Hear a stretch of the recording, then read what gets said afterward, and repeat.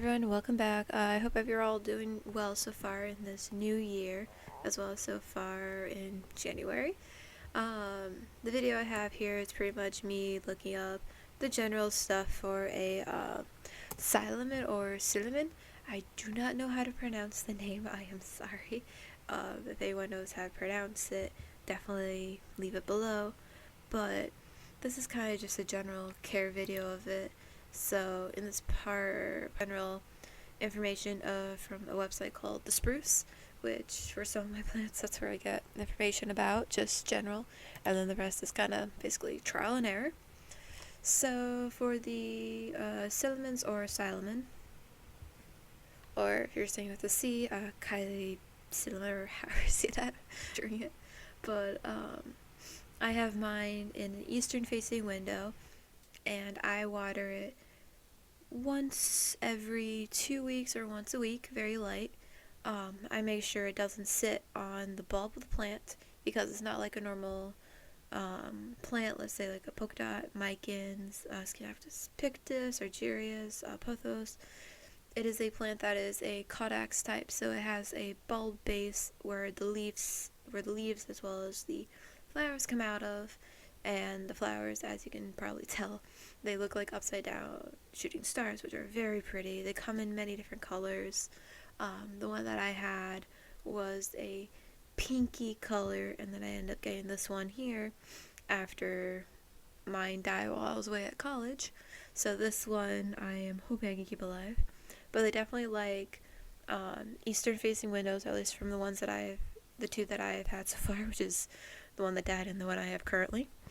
I have mine, as you see, an eastern facing window, which is basically a black picture with a plant in it, because I kind of don't want to show the outside of my house and everything, for safety as well as just privacy reasons. But I don't really rotate mine on the occasion unless I notice extreme leanage, or I notice the flower one side are starting to look a little, I need light here. But mine so far that I've had, I love the eastern window because they get the morning light and it's still dim, and it's also in my bathroom, which is very warm because of my turtle tank. And they're pretty easy. I haven't had any pest issues with it yet, but you can get pests with it, such as like spider mites, mealybugs, thrips. Most of the time you want to look out for a type of mite, which I cannot remember what it is, but they're a little bit more smaller than a normal spider mite. But definitely spider mites are probably a big issue.